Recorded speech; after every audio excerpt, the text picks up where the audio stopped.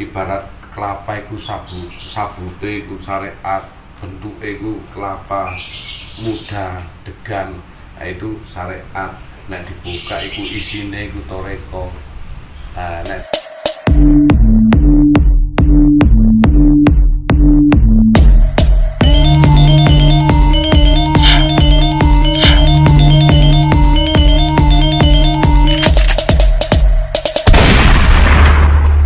itu mulut mengkerut, tergantung pola pemikiran kita, Pak.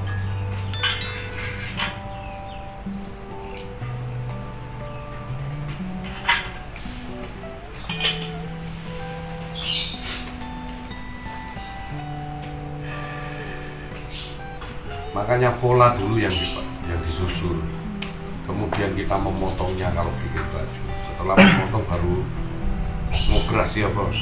Tepian-tepiannya itu nggak jeram-jeram, baru mau menjahit. Setelah menjahitnya terikat baru bisa dipakai. Nah itu ada pola-pola tersendiri yang memang harus dianu. Demikian pejangan-pejangan harus dipahami. Nah, setelah itu mengisinya.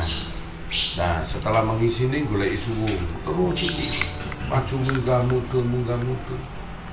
Seorang ahli tirakat harus teruji.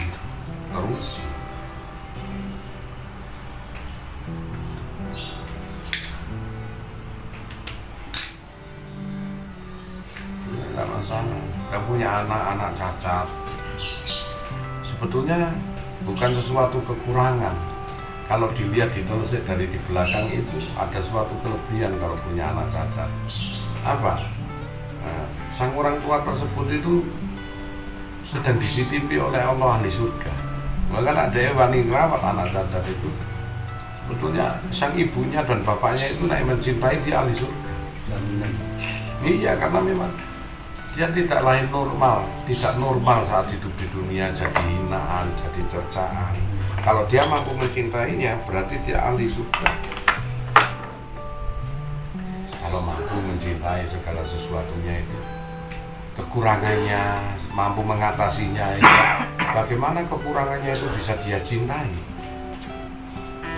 Bayangkan itu, enggak. Seolah-olah nggak usah mengeluh kalau punya anak cacat, titipan cacat, tersenyum aja. Sesungguhnya Allah sedang mengenakkan diri kita saja nih.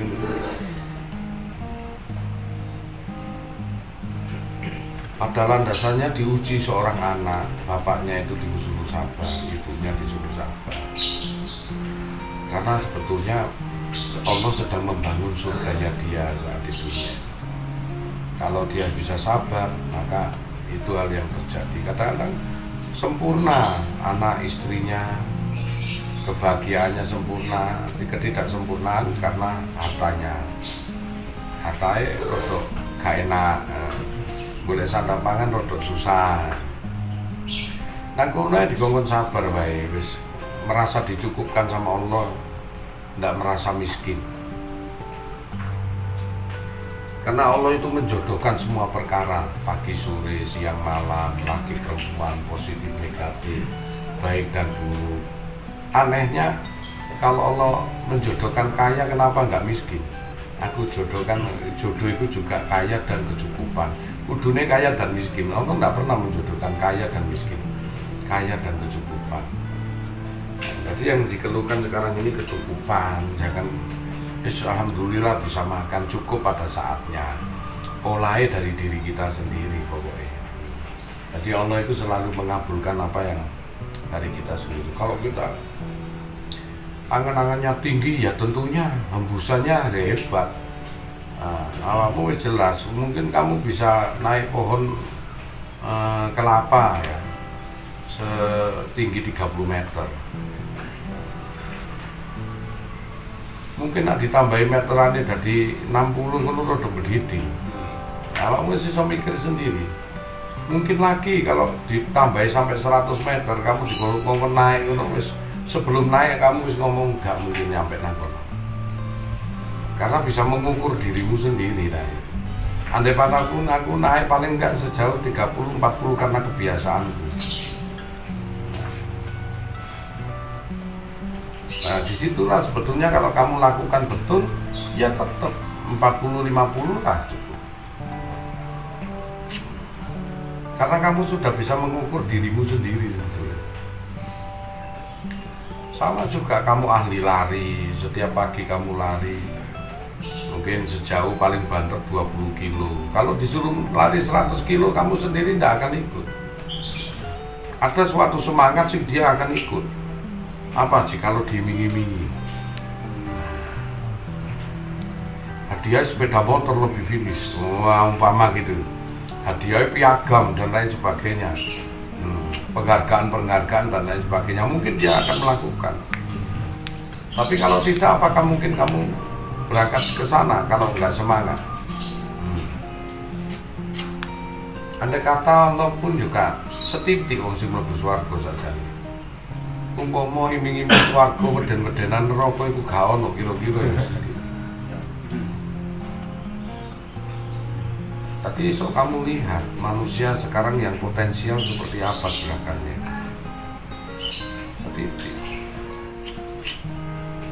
Jadi hanya fokus pada imbalannya aja. Nah, kalau kamu fokus pada imbalannya, tidak mengenal dalam suatu ibadah. Pada prinsipnya itu sih begitu. Setelah kamu itu berolahraga dan menjadi prestasi dalam olahragamu, kamu mungkin melihat piala yang kau dapatkan. Tapi sebetulnya yang lebih kekal daripada prestasimu itu apa? Kamu pernah melaluinya. Perjuangan. Piala tetap tak doko nang omah. Dia tidak akan bersaksi jikalau tidak yang bertanya. Kon ngene iki itu opo? Baru kon ngomong aku biar tahu juara siji, juara loro, juara dulu. Dia tidak akan bersaksi jikalau tidak ada yang bertanya. Terus apa olahragamu jikalau kau mencapai prestasi? Kebanggaan untuk dirimu sendiri yang orang lain tidak bisa melakukannya. Kadang-kadang begitu. Manusia pertama dalam ibadah ya tetap duduk lillahi rabbil alamin, lil surga, lil derajat. Karena surga, karena derajat, karena kemuliaan.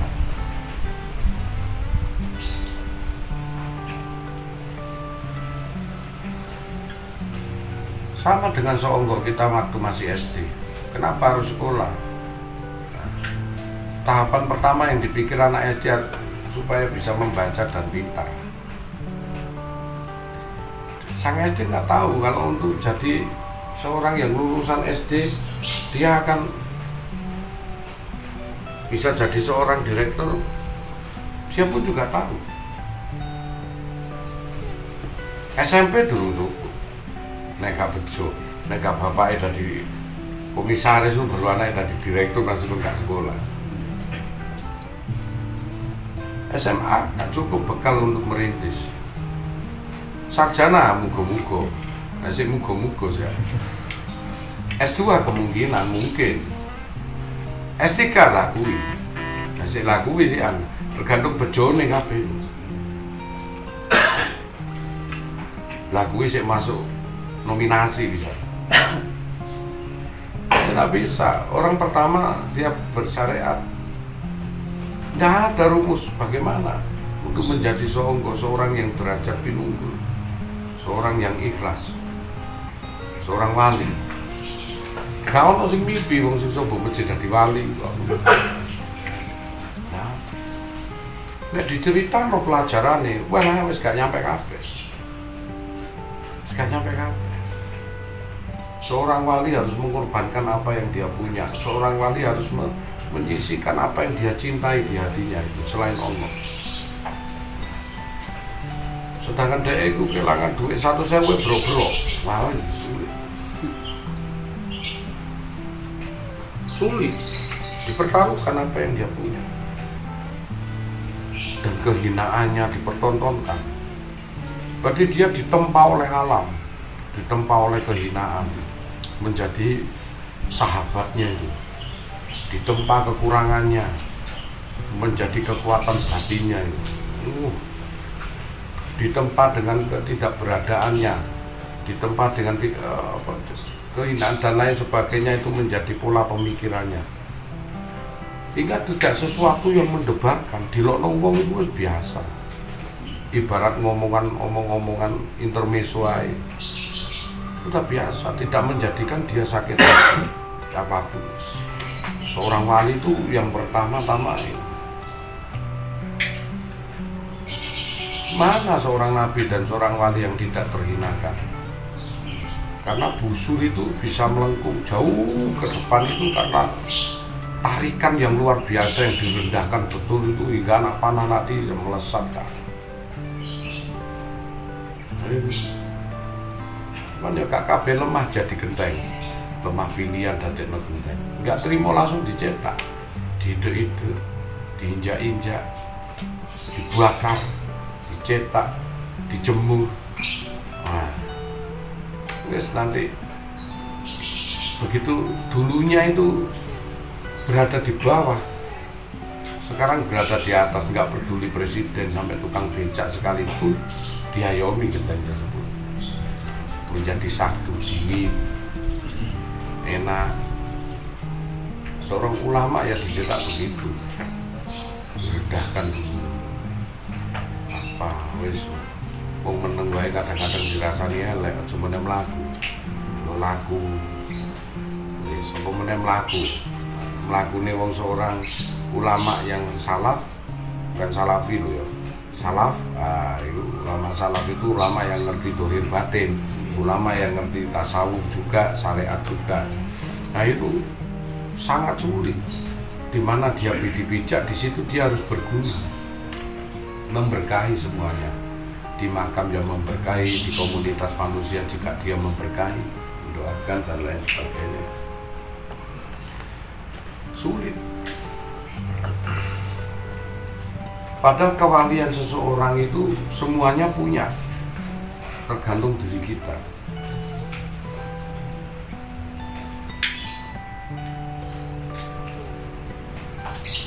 Untuk meningkatkan kualitas ibadah aja yang seimbang, nah, Rasulullah ngajari kita dengan cara bersyahadat, sholat, puasa, zakat, dan menyempurnakan dengan haji. Itu pun standar nitas lulusan SD. Nah setelah itu baru ditingkatkan torekohnya. Torek itu jalan kote menuju hakikat. Nyuntuh siapa toreknya? Hakikat, cara berhakikat ini nyuntuh siapa?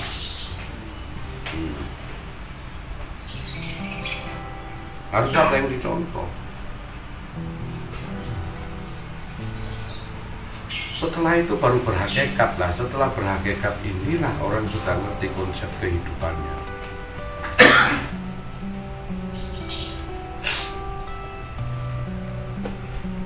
Tentunya amal ibadahnya itu yang dinilai oleh Allah adalah hakikat itu sendiri. Nah, syariat terpakai hanya sebagai wacana baju.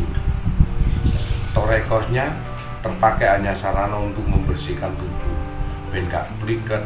Dadi nek wong gak nganggo toreko, hakikat wae yo wong hakikat wae tanpa toreko, melewati toreko. Ya sama dengan orang gila dikei dasi. Jadi awake gak tahu dibersihni.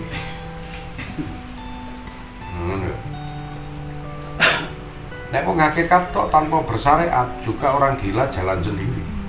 Mudo tanpa pakai baju busana itu. Nah, lucunya kalau bersyariat tok tanpa berhakikat, yo ono klambi ambek celana mlaku dhewe. Jadi lucu koyo bangke urip sedang ibadah. Seperti mobil jalan sendiri tanpa ada yang belokkan, tanpa supir. Nah, itu nak syariat tanpa hakikat. Nah, nek wong hakikat dengan bersyariat padha karo mobil itu ono sing ngarahke. Jadi geraknya mobil itu biarpun tidak tanpa orangnya itu karena ada yang nyetir di dalam. Toreko iku prosnelenge, akine, reme, koplinge, gase. Nah, iku toreko. Iki zikire suruke, zikir iki. Nah, iku sing iso mengendalikan secara otomatis. Hakikatnya ya mobil itu berjalan nggawa panggonan manusia itu sampai ke tempat tujuan, itulah makrifat. Ibarat kelapa itu sabute itu syariat, bentuke itu kelapa, muda degan, nah itu syariat. Nek dibuka iku isine iku toreko. Nek diparut meneng ngono dadi santene hakikat. Marifate gak ketok. Selain semuanya itu nek dibongso baru jadi minyak kelapane itulah marifat. Sejauh klopo sak truk ngono minyake paling pirang botol. Nah itu cara sudut pemikirannya, pemahamannya itu bermarifat. Itu orangnya sama saja.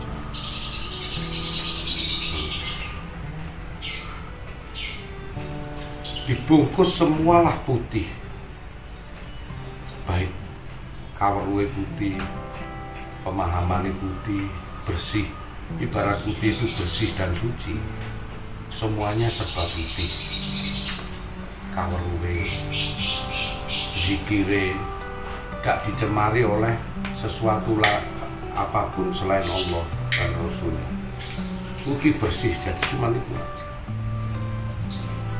Wah itu, hingga orang-orang yang belum tahu makna itu, yang dianggap seonggok orang yang sakral betul, sampai tanpa pengetahuan ilmu, baliho wae iso disembah. Saking gak iso memaknai putih bersih itu, suci itu seperti apa.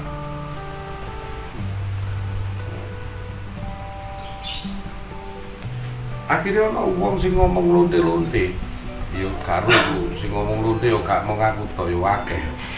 Anggap ae aku sing ngomong lonte-lonte iku dianggap bersih. Lah mungkin nek seorang wali pun yang ngomong lonte bisa termaafkan. Karena apa? Dan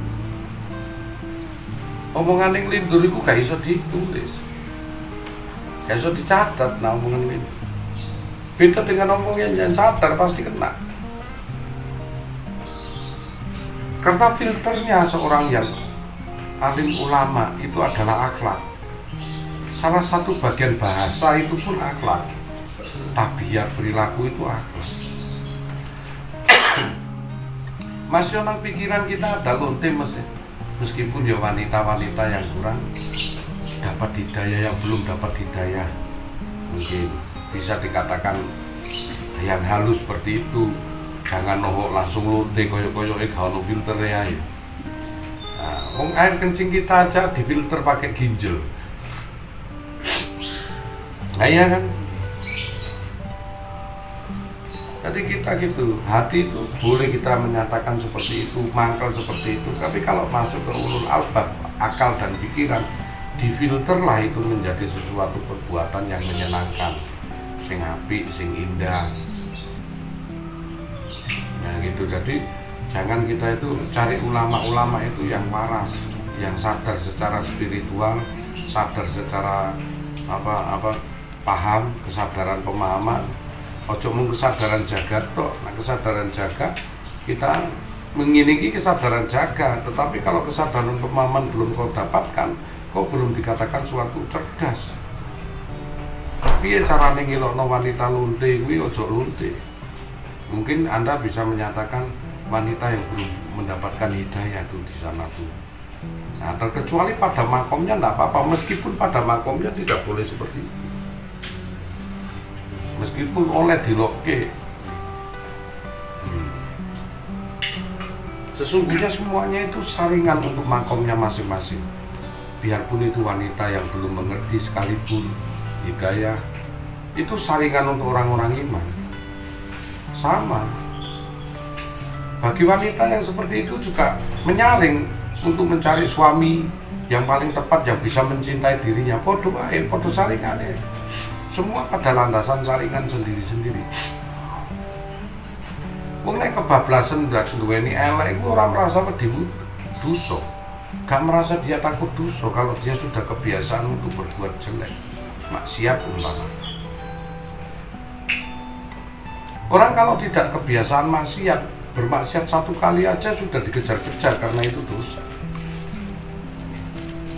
Nah berarti namun sing sering kali berbuat maksiat terus menerus, dia tidak merasa dikejar dosa. Hanya dua sifatnya, apa memang suatu kebiasaan dan itu memang dosa ini wis megah dicatat karo malaikat.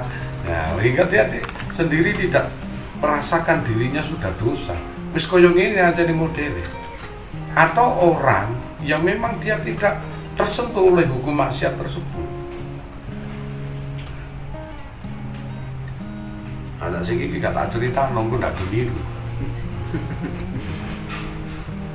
Nah begitu.